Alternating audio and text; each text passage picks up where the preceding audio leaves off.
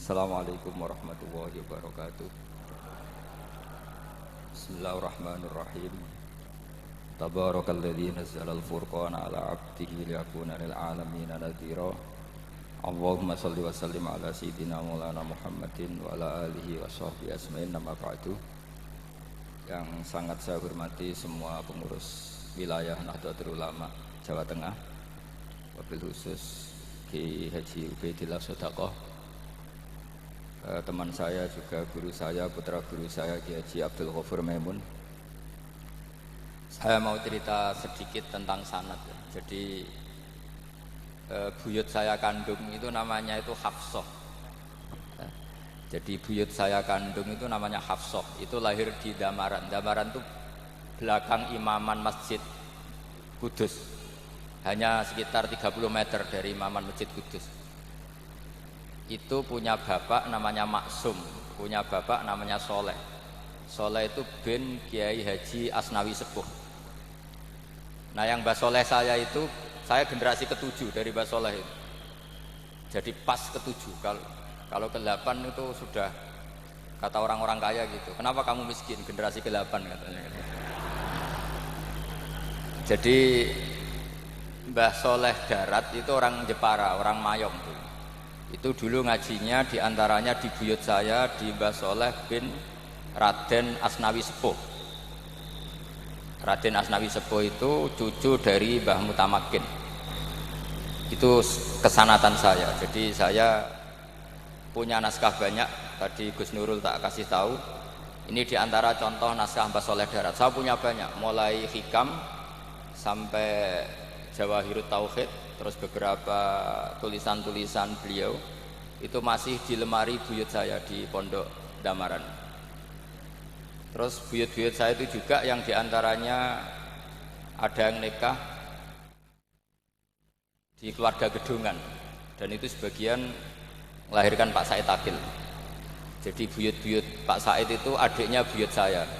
Tapi kalau saya dengan beliau itu sepuh beliau. Jadi kalau saya manggil Pak Said itu kira-kira kalau nggak paman ya mbah.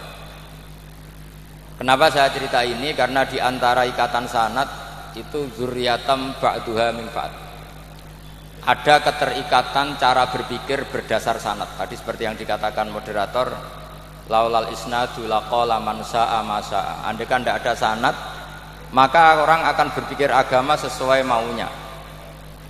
Dan itu bahaya sekali. Karena agama ini riwayat seperti tadi yang dikatakan inna hadzal ilma dinun fangzuru amman ta'khuduna dinakum. Saya punya sekian contoh cara berpikir sanad dan cara berpikir rasional. Di akhir Ihya itu ada cerita tentang rojak. Dan ini pasti di luar dugaan sampean. Karena sanad itu cara berpikir itu ya ikut saja. Yaitu ada dua orang ahli neraka dipanggil Allah. Dipanggil Allah dalam keadaan di borgol. Ditanya sama Allah, enak di neraka? Jawabannya pemuda itu ya, wah Gusti ya, di neraka kok enak? Ya jelas gak enak. Ya sudah, kamu kembali lagi ke neraka. Dugaan kita kan pasti anak ini gak mau. Ternyata enggak, dia lari sekenceng-kencengnya menuju neraka. Semangatnya Masya Allah. Makanya ini sekaligus ijazah, kalau disuruh masuk neraka yang apa? Semangat.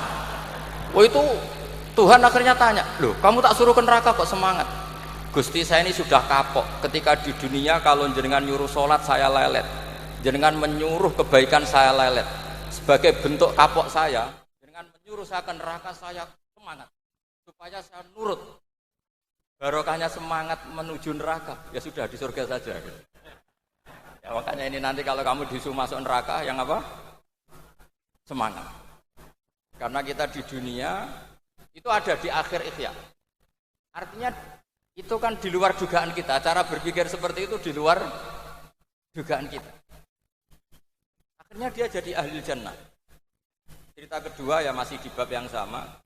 Yang satu disuruh enak di neraka, ya enggak Gusti. Sudah kembali lagi ke neraka. Si orang ini tolah itu. Tolah. Terus ditanya sama Allah, kenapa tolah?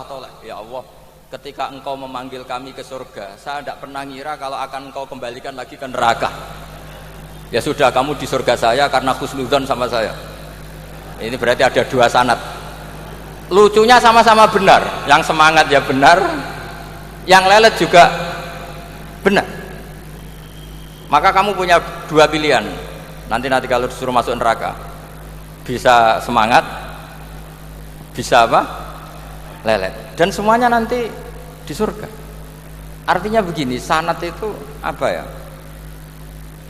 Enggak yang kita duga. Makanya saya mohon siapapun yang mencintai agama ini harus banyak baca. Jangan nuruti emosi, kemudian emosi itu di atas namakan agama. Di Sahih Muslim itu ada cerita, ini termasuk hadis pegangan kan Sahihain Bukhari Muslim. Itu ada cerita seorang sujud sama Allah itu kan banget baiknya, sangat baik. Kemudian yang sujud ini diinjek oleh pemuda yang nakal. Diinjek. Ketika diinjek, yang sujud spontan ngomong begini, fa wallahi la yaghfiru Allahu laka, demi Allah, Allah tidak akan maafkan kamu. Di luar dugaan, tentu kalau nggak ada sanad, omongan ini normal karena nginjek orang apa? Sujud. Tapi di luar dugaan, Allah mewahyukan ke Nabi di zaman itu, disuruh bilang sama orang yang sujud itu, Allah ngendikan, manggal ladzi yata'alla alayya alla aghfira li fulan faqad ghafartu lahu wa ahbattu amalah. Siapa yang mencatut nama saya bahwa saya tidak bisa memaafkan orang yang nginjek, Allah tersinggung karena namanya dicabut. Saya ini Tuhan bisa menyiksa dan bisa mengampuni. Kenapa sifat saya jadi satu hanya menyiksa? Sifat ampunan saya di mana? Itu kalau nggak sanad tidak bisa. Saya ulang lagi, Allah itu apa? Zat yang bisa yaghfiru liman yasha wa yu'adzibu may yasha. Tapi orang yang sujud ini hanya mensifati Allah satu, yaitu Allah pasti menyiksa. Dan Allah tersinggung. Bagaimana mungkin saya Tuhan hanya berstatus bisa menyiksa, tidak bisa mengampuni? Akhirnya orang ini disalahkan, malah yang sujud tadi bilang ke orang itu, sujudnya saya hapus pahalanya, dan yang nginjek saya hapus dosanya. Tapi ya bukan berarti terus kamu boleh nginjek orang sujud, ya enggak. Artinya gini loh, saya hanya memperkuat moderator tadi, berpikir agama itu berdasar sanad. Kalau nuruti emosi pasti kita akan setuju Allah tidak ngampuni yang menginjak. Tapi berdasar sanad, berapa orang yang dulu melukai Nabi, bahkan punya niat membunuh Nabi, akhirnya ditobati oleh Allah Subhanahu wa ta'ala. Siapa yang nggak tahu cerita Suraqah, orang yang niatnya membunuh Nabi, ditobati Allah. Siapa yang nggak tahu cerita Khalid bin Walid, orang yang punya konsep untuk mengalahkan Nabi di perang Uhud, juga akhirnya masuk Islam dan diampuni Allah. Banyak lagi tokoh kafir yang dulu musuhi Nabi akhirnya ditobati oleh Allah. Sehingga ketika Nabi sangat marah ya dengan mereka yang kafir, malah ada ayat turun laisa laka minal amri syai'un aw yatuba alaihim aw yu'adzibahum, bahwa wilayah mengampuni dan memaafkan itu wilayah Allah. Tentu kita secara syariat akan mengatakan yang nginjak itu salah, pasti itu. Kalau yang nginjak itu pasti salah, yang kafir pasti salah. Tapi jangan katakan kalau Allah tidak bisa menobati mereka. Lagi-lagi yang bisa mengertikan itu apa? Sanad. Kita ngaji di bab itu bahwa ada orang diinjak, ternyata Allah ketika yang sujud mengatakan wallahi la yaghfiru Allahu laka, demi Allah, Allah tidak akan maafkan kamu. Loh, mensifati Allah dengan satu sifat la yaghfiru itu Allah tersinggung karena Allah bisa yaghfir.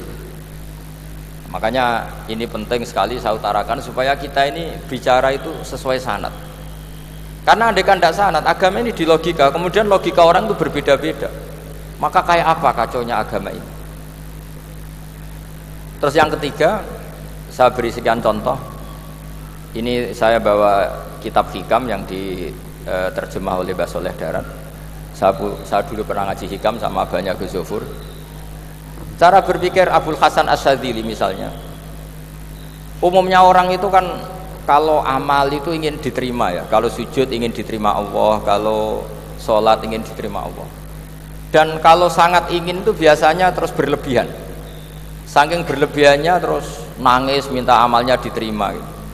Tapi efek negatifnya gini, jangan-jangan nggak diterima, lalu kalau nggak diterima gunanya apa? Ini buruk sekali kalau mulai tanya sujud saya jangan-jangan nggak diterima. Kalau nggak diterima gunanya apa? Itu menurut Abul Hasan Asyadzili itu pertanyaan dari setan. Bagaimana mungkin kita pernah menyesal atau menyesali sujud yang pernah kita lakukan untuk Allah Subhanahu wa taala. Wong dadi kawulane Allah, wis dikai bumi, dikai oksigen, dikai rezeki, tahu sujud, bareng dikasih tahu Jibril, sujud kamu nggak diterima. Wah, getun aku sujud be Allah. Masa sujud sama Allah getun. Maka kata Abul Hasan Asyadzili begini, kafa bika jazaan an radiyaka laka ahlan, cukup sebagai balasan dari Allah yang luar biasa kamu ditakdir sujud. Woi, keren. Coba kalau kamu nanti ketemu Allah, ada orang yang sama sekali di bumi nggak pernah sujud, lalu kamu ketemu Allah sujud berkali-kali, kemudian dapat kabar kalau sujud kamu nggak diterima, pantas mana kira-kira? Pantas yang pernah sujud apa pantas yang nggak pernah sujud? Pantas yang pernah sujud. Sehingga pikirannya Abul Hasan Asyadzili, sudahlah kamu bahagia saja karena kamu ditakdir pernah sujud. Itu satu anugerah Allah yang luar biasa. Kamu nggak perlu terganggu diterima apa nggak diterima. Karena kalau kamu terganggu itu nanti lama-lama mengatakan apa gunanya sujud kalau tidak diterima. Dan itu setan menang kalau sudah ada pertanyaan apa gunanya sujud. Nah, makanya disebut min syarril waswasil khannas. Kata Abul Hasan Asyadzili, waswas di sini adalah setan ngeridu kamu supaya kamu ngeset semua ibadah kamu, jangan-jangan kamu nggak diterima. Kemudian kamu menyesali semua ibadah yang pernah kamu lakukan. Betapa buruknya kita, wong ngamal apik kok disesali. Makanya saya ini sebagai kiai itu termasuk kiai yang paling sukses saya. Betul. Karena perasaan saya itu sudah sukses dulu sebelum nyata sukses apa enggak penting. Saya sering motivasi santri yang ngapalkan Quran 10 tahun enggak hafal-hafal. Nanti kalau ketemu Allah tetap keren. Pernah ngapalkan kitab saya? Pernah Gusti. Hafal tidak. Tapi kan keren pernah menghafalkan. Daripada sampean ditanya, pernah ngapalkan Quran? Tidak. Kok hafal lagu dangdut? Nah, itu pusing sampean jawabnya. Tapi kalau santri saya, pernah ngapalkan? Pernah Gusti. Di mana di Guswa? Hafal enggak? Pede saja enggak. Tapi saya mencintai kitab engkau dan bukti cinta saya tak hafalkan. Cuma nasib tidak memihak saya Gusti, kan masih lumayan itu. Daripada ditanya, pernah ngapalkan Quran? Tidak Gusti. Jebule apal lagu dangdut, yang ibu-ibu apal harga cabai naik turunnya harga berambang. Ini harga sembako hafal, tapi kalau Quran tidak hafal. Nah, pikiran-pikiran kayak Abul Hasan Asyadzili itu harus kita kembangkan. Makanya saya suka sekali ketika Mbah Mun yang sekarang diteruskan Gus Wafi meresmikan Thariqah Syadziliyah. Ya cerminannya kitab Hikam itu yang diterjemah Mbah Soleh Darat. Karena Hikam adalah murid Abul Abbas Al-Mursi. Beliau adalah murid Abul Hasan Asyadzili. Jadi gampangannya kalau sampean ingin tahu cara berpikir Abul Hasan Asyadzili itu ngaji Hikam. Karena Hikam itu cucu muridnya Abul Hasan Asyadzili. Dan itu cara berpikir gampang sekali. Misalnya hubungan dengan Allah. Ilahi kullama akhrosani lu'mi antokoni karomuka. Ya Allah, ketika saya terbungkam oleh kesalahan-kesalahan saya, sampai saya ini merasa tidak pantas minta, tidak pantas memohon sama engkau karena dosa saya banyak. Tapi kata beliau, antokoni karomuka. Tapi saya berani melafadzkan doa itu berdasar rahmat kamu tidak terbatas. Dan itu indah sekali kata-katanya. Ilahi kullama akhrosani lu'mi antokoni karomuka. Jadi kullama akhrosa, sekirane bungkam bisokno ya nafsula taknati min zallatin azumat innal kaba'ira fil ghufrani kalamami. Jadi yang seperti yang dikatakan tadi Gus Ubaidillah tadi, ya sudah, kadang ada baron saya, ada Busiri, ya saya tidak tahu karena bacanya innal kaba'ira fil ghufrani kalamami la'alla rahmata rabbihi na yaqsimuha ta'ti ala hasabil isyani fil kisami. Itu ada orang terlalu fanatik kebaikan datang ke Abul Hasan Asyadzili gerutu karena dunia ini sudah kacau balau, banyak maksiat, banyak macam-macam. Apa jawabnya Abul Hasan Asyadzili? Man ahabba alla yusawahu fi ardi faqad ahabba alla tadhara maghfiratuh. Jadi malah dibalik. Kalau kamu ingin dunia ini steril, enggak ada apa-apa, berarti kamu tidak suka akan kelihatan maghfirahnya Allah. Jadi sanad-sanad seperti ini harus kita jaga. Meskipun tidak kita manfaatkan untuk kepentingan hadzun nafsi, tapi kita harus kita jaga Sehingga kita jadi orang itu tidak terlalu sepaneng dengan pikiran kita bahwa maksiat itu pasti mendatangkan azab. Kok kamu katakan pasti, itu buktinya apa? Maksiat itu salah, kalau salah harus istighfar. Maksiat itu salah, tapi Allah bisa saja mentobati yang maksiat kemudian jadi orang baik, karena Allah tetap bersifat yaghfiru liman yasha wa yu'adzibu may yasha. Kok kamu katakan pasti-pasti, itu sanadnya dari mana? Jadi ini pentingnya sanad ya. Jadi kita harus terus menjaga sanad ini supaya cara berpikir agama sesuai garis yang pernah ditulis oleh para ulama, yang semua itu musalsal ila Rasulillah sallallahu alaihi wasallam. Terus ini mumpung ini di depan Gus Zofur juga, ini pernah tak baca di depan putra-putra beliau, di depan anak-anak. Ini nanti saya hadiahkan ke PWNU Jawa Tengah. Saya nulis kitab ini sebagai bentuk saya bahwa apa yang dilakukan Syekhina Kiai Haji Maimun Zubair semuanya itu berdasar khazanah-khazanah yang ada dalam kitab-kitab Al-Kutubil Mu'tamadah. Di antaranya ini kitab Khilyatul Aulia. Kitab Khilyatul Aulia itu kitab kesayangan Imam Ghazali. Sampean kalau baca Ihya juz 4 itu beliau memberi saran ke kita, wa alaika bimudawamati mutolaati kitabi Khilyatil Aulia wa tabaqatil asfiya. Karena Imam Ghazali fi manaqibil akhyar itu nginduk kitab Khilyatul Aulia karangannya Abu Nu'aim Al-Asfihani. Kalau di tasawuf beliau nginduk kitab namanya Qutil Qulub karangannya Abu Thalib Al-Makki.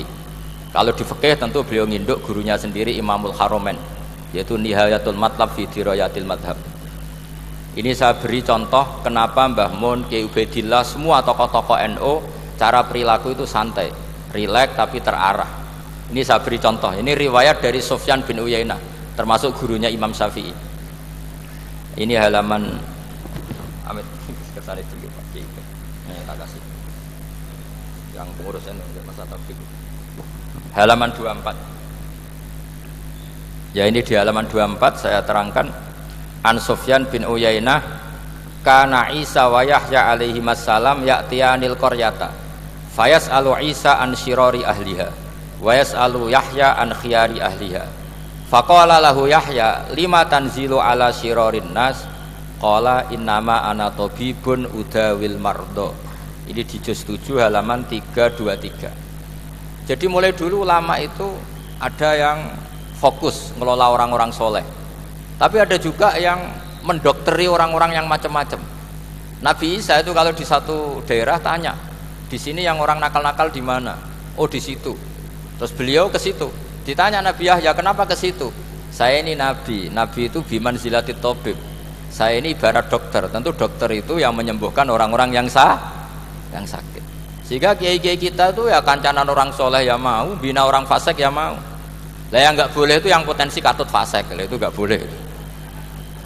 Jadi apa ya, supaya kita itu melihat sesuatu itu tidak seudon kiai kok berteman orang fasik. Saya berkali-kali bilang berteman orang fasik itu haram. Tapi kalau dibalik pertanyaannya, membina orang fasik hukumnya gimana? Baik, bisa membina kalau berteman, ya sudah dibolak-balik gitu. Tapi kalau dibalik berteman orang fasik menjadi fasik, ya jangan berteman kalau buatnya masih seperti itu. Ya terus saya teruskan ya. Sayyidina Umar itu terkenal orang yang sangat keras. Sayyidina Abu Bakar terkenal orang yang layyinal janib, orang yang sangat santun, sangat sopan. Tapi anehnya ketika Abu Bakar mau wafat, itu khilafah atau khalifah itu diwasiatkan supaya yang mimpin itu Umar. Padahal orangnya sangat keras. Tapi yang jarang diketahui publik adalah ngiranya Umar keras itu wataknya. Ternyata enggak. Di sini diterangkan Umar wataknya itu sebetulnya bisa memilih keras atau halus. Ini saya baca ya di halaman 25. Beliau ditanya oleh Abdurrahman bin Auf. Terus beliau menjawab, ya Abdurrahman, wallahi laqad lintu linnasi hatta khasyituha fil lain. Tsumma staddattu alaihim hatta khasyituha fis siddah. Fa ainal makhraj. Terus di sini saya terjemah, saya saat lunak juga takut sebab lunak bisa dianggap pembiaran, tapi saya juga takut Allah saat keras sebab keras jangan-jangan termasuk tanfir, orang lari dari kebenaran. Ya misalnya gini, sampean punya anak putri atau punya ponakan pacaran gitu. Datang ke kamu sama cowoknya, kalau kamu lunak pasti ponakan kamu ngira wong Pak D gak apa-apa. Padahal Pak Desa itu kiai, ternyata saya agak ditegur. Lunak itu punya akibat dianggap pembiaran terhadap maksiat. Ya. Tapi kalau kamu keras, wah nak nenggonku tak wantemi watu. Kan nggak pernah ke kamu, bagaimana bina? Wong sowan saja gak berani. Artinya efeknya sama. Terlalu lunak ya punya efek tidak bisa bina, terlalu keras juga punya efek tidak bisa bina. Maka kata Sayyidina Umar, fa wallahi laqad lintu linnas hatta khasyitu wa fillan. Artinya saat bersikap lunak saya takut Allah karena lunak bisa dianggap pembiaran terhadap maksiat. Tsummastatadtu alaihim hatta khasyitu wa fisiddah.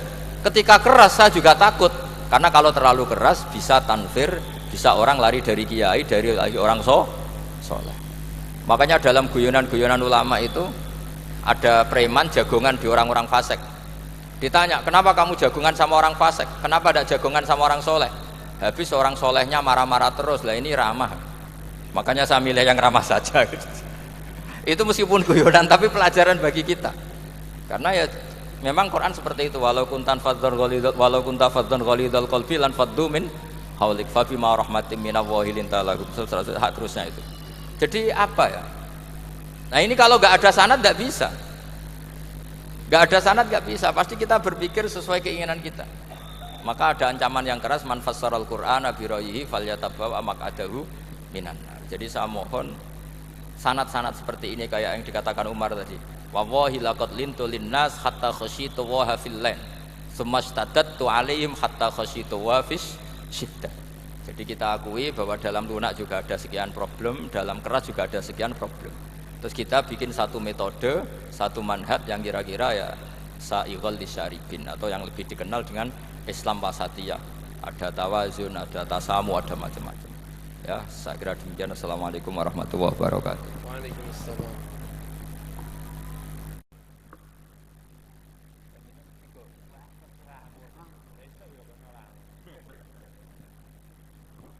Assalamualaikum warahmatullahi wabarakatuh. Bismillahirrahmanirrahim. Tabarakalladzi nazzala al-furqana ala 'abdihi liyakuna lil 'alamin nadhira. Allahumma shalli wa sallim ala sayyidina Maulana Muhammadin wa ala alihi wa sahbihi asma'in. Nama ba'du. Yang sangat saya hormati semua pengurus wilayah Nahdlatul Ulama Jawa Tengah, wabil khusus Ki Haji Ubaidillah Sodaqoh, teman saya juga guru saya, putra guru saya Ki Haji Abdul Ghafur Maimun. Saya mau cerita sedikit tentang sanad. Jadi buyut saya kandung itu namanya itu Hafsah. Jadi buyut saya kandung itu namanya Hafsah. Itu lahir di Damaran. Damaran itu belakang imaman Masjid Kudus. Hanya sekitar 30 meter dari imaman Masjid Kudus. Itu punya bapak namanya Maksum, punya bapak namanya Soleh. Soleh itu bin Kiai Haji Asnawi Sepuh. Nah yang Mbah Soleh saya itu, saya generasi ke-7 dari Mbah Soleh itu. Jadi pas ke-7. Kalau ke-8 itu sudah kata orang-orang kaya gitu. Kenapa kamu miskin? Generasi ke-8 katanya. Jadi Mbah Soleh Darat itu orang Jepara, orang Mayong tuh. Itu dulu ngajinya diantaranya di buyut saya di Mbah Soleh bin Raden Asnawi Sepuh. Raden Asnawi Sepuh itu cucu dari Mbah Mutamakin. Itu kesanatan saya. Jadi saya punya naskah banyak. Tadi Gus Nurul tak kasih tahu. Ini diantara contoh naskah Mbah Soleh Darat. Saya punya banyak, mulai Hikam sampai Jawahirut Tauhid, terus beberapa tulisan-tulisan beliau itu masih di lemari buyut saya di Pondok Damaran. Terus buyut-buyut saya itu juga yang diantaranya ada yang nikah di keluarga Gedungan, dan itu sebagian melahirkan Pak Said Akil. Jadi buyut-buyut Pak Said itu adiknya buyut saya. Tapi kalau saya dengan beliau itu sepuh beliau. Jadi kalau saya manggil Pak Said itu kira-kira kalau nggak paman ya mbah. Kenapa saya cerita ini? Karena di antara ikatan sanad itu zurriyatam ba'duha min ba'd. Ada keterikatan cara berpikir berdasar sanad. Tadi seperti yang dikatakan moderator, laulal isnadu laqala man sa'a ma sa'a. Andai kan tidak ada sanad, maka orang akan berpikir agama sesuai maunya. Dan itu bahaya sekali karena agama ini riwayat seperti tadi yang dikatakan inna hadzal ilma dinun fangzuru amman ta'khuduna dinakum. Saya punya sekian contoh cara berpikir sanad dan cara berpikir rasional. Di akhir Ihya itu ada cerita tentang rojak. Dan ini pasti di luar dugaan sampean. Karena sanad itu cara berpikir itu ya ikut saja. Yaitu ada dua orang ahli neraka dipanggil Allah. Dipanggil Allah dalam keadaan di borgol. Ditanya sama Allah, enak di neraka? Jawabannya pemuda itu ya, wah Gusti ya, di neraka kok enak? Ya jelas gak enak. Ya sudah, kamu kembali lagi ke neraka. Dugaan kita kan pasti anak ini gak mau. Ternyata enggak, dia lari sekenceng-kencengnya menuju neraka. Semangatnya Masya Allah. Makanya ini sekaligus ijazah, kalau disuruh masuk neraka yang apa? Semangat. Oh itu Tuhan akhirnya tanya, loh kamu tak suruh ke neraka kok semangat? Gusti saya ini sudah kapok ketika di dunia kalau jenengan nyuruh sholat saya lelet, jenengan menyuruh kebaikan saya lelet. Sebagai bentuk kapok saya, jenengan menyuruh saya ke neraka saya semangat supaya saya nurut. Barokahnya semangat menuju neraka, ya sudah di surga saja. Ya, makanya ini nanti kalau kamu disuruh masuk neraka yang apa? Semangat. Karena kita di dunia itu ada di akhir Ihya.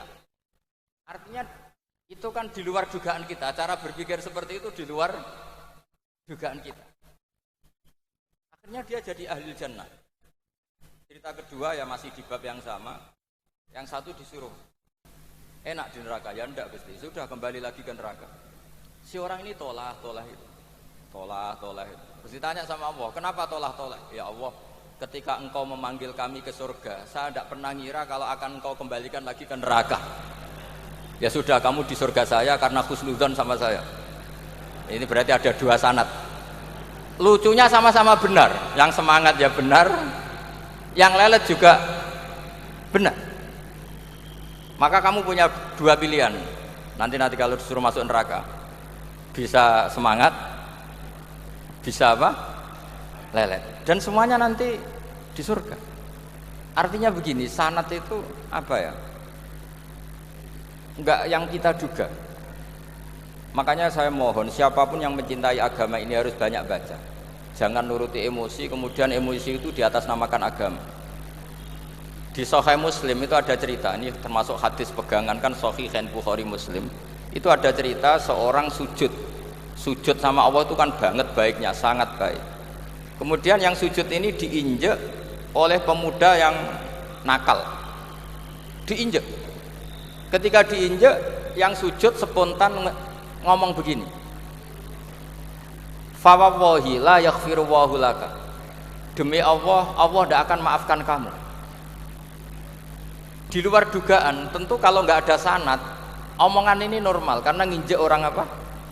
Sujud. Tapi di luar dugaan, Allah mewahyukan ke Nabi di zaman itu, disuruh bilang sama orang yang sujud itu, Allah ngendikan, manggalladzi yata'alla alayya alla aghfira li fulan, faqad ghafartu lahu wa ahbattu amalah. Siapa yang mencatut nama saya bahwa saya tidak bisa memaafkan orang yang nginjek, Allah tersinggung karena namanya dicatut. Saya ini Tuhan bisa menyiksa dan bisa mengampuni. Kenapa sifat saya jadi satu hanya menyiksa? Sifat ampunan saya di mana? Itu kalau nggak sanad tidak bisa. Saya ulang lagi, Allah itu apa? Zat yang bisa yaghfiru liman yasha wa yu'adzibu may yasha. Tapi orang yang sujud ini hanya mensifati Allah satu, yaitu Allah pasti menyiksa. Dan Allah tersinggung. Bagaimana mungkin saya Tuhan hanya berstatus bisa menyiksa, tidak bisa mengampuni. Akhirnya orang ini disalahkan, malah yang sujud tadi bilang ke orang itu, sujudnya saya hapus pahalanya, dan yang nginjek saya hapus dosanya. Tapi ya bukan berarti terus kamu boleh nginjek orang sujud, ya enggak. Artinya gini loh, saya hanya memperkuat moderator tadi. Berpikir agama itu berdasar sanad. Kalau nuruti emosi pasti kita akan setuju Allah tidak ngampuni yang menginjak. Tapi berdasar sanad, berapa orang yang dulu melukai Nabi, bahkan punya niat membunuh Nabi, akhirnya ditobati oleh Allah Subhanahu wa ta'ala. Siapa yang enggak tahu cerita Suraqah, orang yang niatnya bunuh Nabi ditobati Allah? Siapa yang enggak tahu cerita Khalid bin Walid, orang yang punya konsep untuk mengalahkan Nabi di perang Uhud juga akhirnya masuk Islam dan diampuni Allah. Banyak lagi tokoh kafir yang dulu musuhi Nabi akhirnya ditobati oleh Allah. Sehingga ketika Nabi sangat marah ya dengan mereka yang kafir, malah ada ayat turun laisa laka minal amri syai'un aw yatuba alaihim aw yu'adzibahum, bahwa wilayah mengampuni dan memaafkan itu wilayah Allah. Tentu kita secara syariat akan mengatakan yang nginjak itu salah, pasti itu. Kalau yang nginjak itu pasti salah, yang kafir pasti salah. Tapi jangan katakan kalau Allah tidak bisa menobati mereka. Lagi-lagi yang bisa mengertikan itu apa? Sanad. Kita ngaji di bab itu bahwa ada orang diinjak, ternyata Allah ketika yang sujud mengatakan wallahi la yaghfiru wallahu laka, demi Allah Allah tidak akan maafkan kamu. Loh, mensifati Allah dengan satu sifat la yaghfiru itu Allah tersinggung. Karena Allah bisa yaghfir.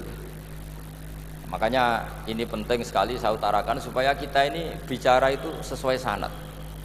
Karena andai kan tidak sanad, agama ini di logika, kemudian logika orang itu berbeda-beda. Maka kayak apa kacaunya agama ini? Terus yang ketiga, saya beri sekian contoh. Ini saya bawa kitab Hikam yang diterjemah oleh Mbah Soleh Darat. Saya dulu pernah ngaji Hikam sama banyak Gus Zofur. Cara berpikir Abul Hasan Asyadzili misalnya. Umumnya orang itu kan kalau amal itu ingin diterima ya, kalau sujud ingin diterima Allah, kalau sholat ingin diterima Allah. Dan kalau sangat ingin itu biasanya terus berlebihan. Saking berlebihannya terus nangis minta amalnya diterima gitu. Tapi efek negatifnya gini, jangan-jangan nggak diterima. Lalu kalau nggak diterima gunanya apa? Ini buruk sekali kalau mulai tanya sujud saya jangan-jangan nggak diterima. Kalau nggak diterima gunanya apa? Itu menurut Abul Hasan Asyadzili itu pertanyaan dari setan. Bagaimana mungkin kita pernah menyesal atau menyesali sujud yang pernah kita lakukan untuk Allah Subhanahu wa taala. Wong dadi kawulane Allah, wis dikai bumi, dikai oksigen, dikai rezeki, tahu sujud, bareng dikasih tahu Jibril, sujud kamu enggak diterima. Wah, getun aku sujud be Allah. Masa sujud sama Allah getun. Maka kata Abul Hasan Asyadzili begini, kafa bika jazaan an radiyaka laka ahlan. Cukup sebagai balasan dari Allah yang luar biasa, kamu ditakdir sujud. Woi, keren. Coba kalau kamu nanti ketemu Allah, ada orang yang sama sekali di bumi nggak pernah sujud. Lalu kamu ketemu Allah sujud berkali-kali, kemudian dapat kabar kalau sujud kamu nggak diterima. Pantas mana kira-kira? Pantas yang pernah sujud apa pantas yang nggak pernah sujud? Pantas yang pernah sujud. Sehingga pikirannya Abul Hasan Asyadzili, sudahlah kamu bahagia saja karena kamu ditakdir pernah sujud.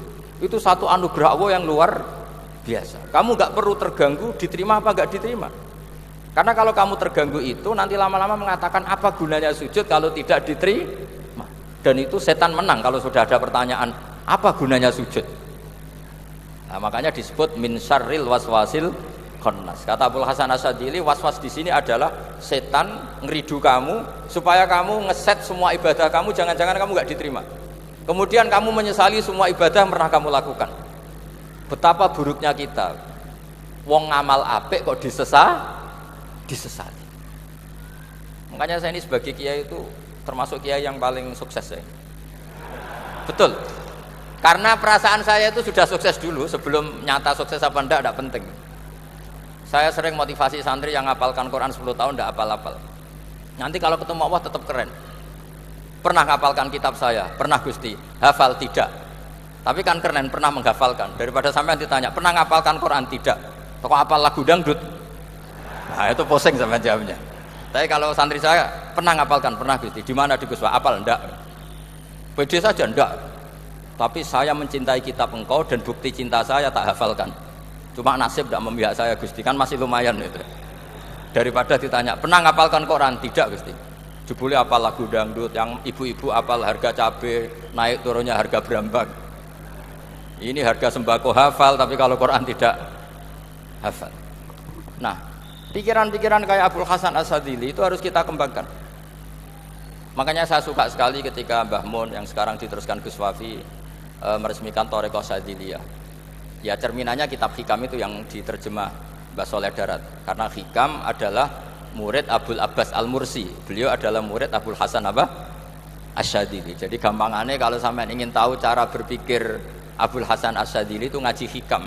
Karena Hikam itu cucu muridnya Abul Hasan Asy-Syadzili. Dan itu cara berpikir gampang sekali. Misalnya hubungan dengan Allah. Ilahi kullama akhrosani lu'mi antokoni karomuka. Ya Allah, ketika saya terbungkam oleh kesalahan-kesalahan saya, sampai saya ini merasa tidak pantas minta, tidak pantas memohon sama engkau karena dosa saya banyak. Tapi kata beliau antokoni karomuka. Tapi saya berani melafadzkan doa itu berdasar rahmat kamu tidak terbatas. Dan itu indah sekali kata-katanya. Ilahi kullama akhrosani lu'mi antokoni karomuka. Jadi kullama akhrosa sekirane bungkam bisokno ya nafsula taknati min zallatin azumat innal kaba'ira fil ghufrani kallamami. Jadi yang seperti yang dikatakan tadi Gus Ubaidillah tadi, ya sudah, kadang ada Baron saya, ada Busiri, ya saya tidak tahu karena bacanya innal kaba'ira fil ghufrani kallamami la'alla rahmata rabbihina yaqsimuha ta'ti ala hasabil isyani fil kisami. Itu ada orang terlalu fanatik kebaikan datang ke Abul Hasan Asy-Syadzili gerutu karena dunia ini sudah kacau balau, banyak maksiat, banyak macam-macam. Apa jawabnya Abul Hasan Asy-Syadzili? Man ahabba alla yusawahu fi ardi faqad ahabba alla tadhhara maghfiratuh. Jadi malah dibalik. Kalau kamu ingin dunia ini steril, enggak ada apa-apa, berarti kamu tidak suka akan kelihatan maghfirahnya Allah. Jadi sanad-sanad seperti ini harus kita jaga. Meskipun tidak kita manfaatkan untuk kepentingan hadzun nafsi, tapi kita harus kita jaga. Jika kita jadi orang itu tidak terlalu sepaneng dengan pikiran kita bahwa maksiat itu pasti mendatangkan azab. Kok kamu katakan pasti, itu buktinya apa?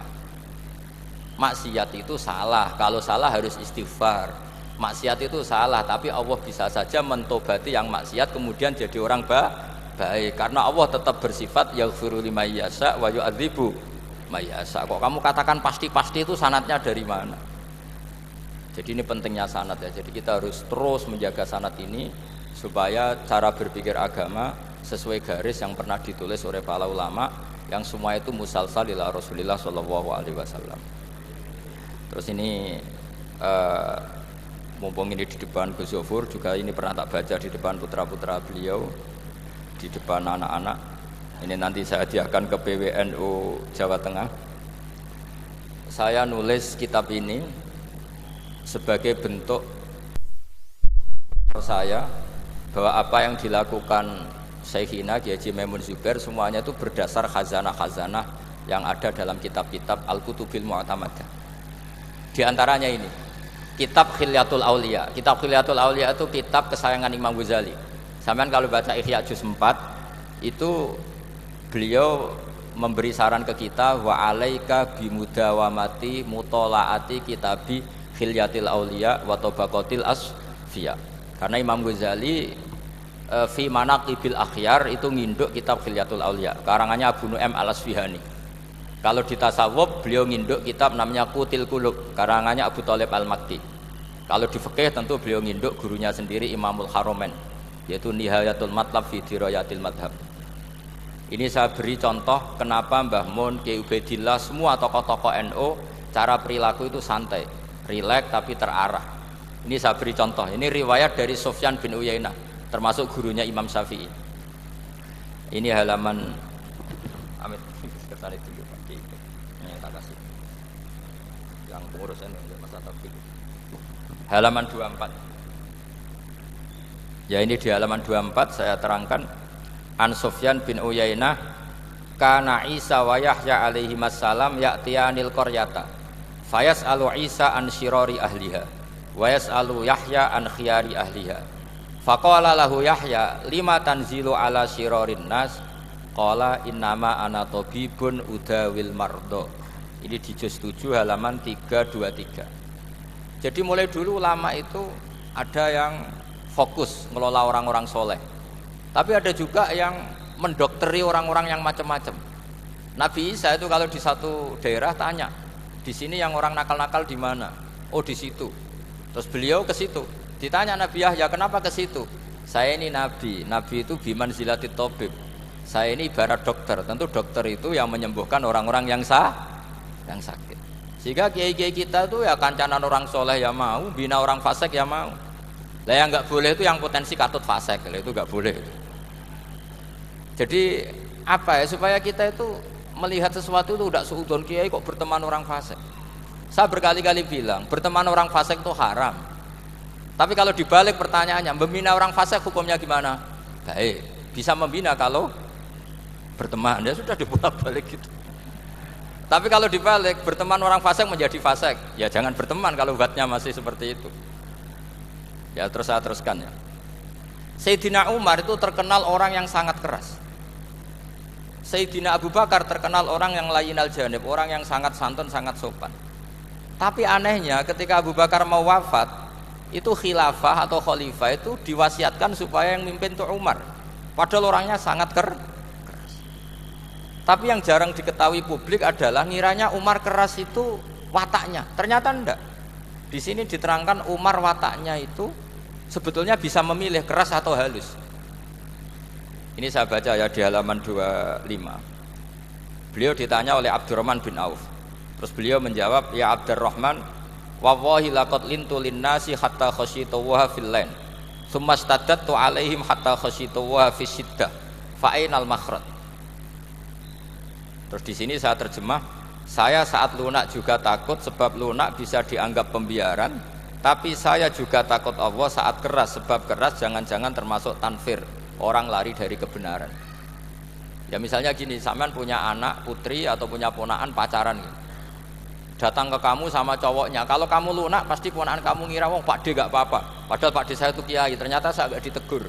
Lunak itu punya akibat dianggap pembiaran terhadap maksiat. Ya. Tapi kalau kamu keras, wah anak nenggonku tak wantemi watu, kan nggak pernah ke kamu, bagaimana bina wong sowan saja nggak berani. Artinya efeknya sama, terlalu lunak ya punya efek tidak bisa bina, terlalu keras juga punya efek tidak bisa bina. Maka kata Sayyidina Umar, fa wallahi laqad lintu linnas hatta khasyitu wa fil lain. Artinya saat bersikap lunak saya takut Allah karena lunak bisa dianggap pembiaran terhadap maksiat. Tsumma staddattu alaihim hatta khasyitu wa fi syiddah. Ketika keras saya juga takut, karena kalau terlalu keras bisa tanfir, bisa orang lari dari kiai, dari orang soleh. Makanya dalam guyonan-guyonan ulama itu ada preman jagongan di orang-orang fasik. Ditanya, kenapa kamu jagongan sama orang fasik? Kenapa tidak jagongan sama orang soleh? Habis orang solehnya marah-marah terus, lah ini ramah. Makanya saya milih yang ramah saja. Itu meskipun guyonan tapi pelajaran bagi kita. Karena ya memang Quran seperti itu, walau kunta fadzan ghalidhal qalbi lan faddu min haulik fa bima rahmatin minallahi linta lahum, terusnya itu. Jadi apa ya? Nah ini kalau nggak ada sanad nggak bisa. Nggak ada sanad nggak bisa, pasti kita berpikir sesuai keinginan kita. Maka ada ancaman yang keras, man fassaral Qur'ana bi ra'yihi falyatabwa maq'adahu minan nar. Jadi saya mohon sanad-sanad seperti ini kayak yang dikatakan Umar tadi. Wallahi laqad lintu linnas hatta khasyitu wa fil lain. Tsumma staddattu alaihim hatta khasyitu wa fis syiddah. Jadi kita akui bahwa dalam lunak juga ada sekian problem, dalam keras juga ada sekian problem. Terus kita bikin satu metode, satu manhaj yang kira-kira ya sa'ighal lisyaribin, atau yang lebih dikenal dengan Islam wasatiyah. Ada tawazun, ada tasamu, ada macam-macam. Ya, saya kira demikian. Assalamualaikum warahmatullahi wabarakatuh.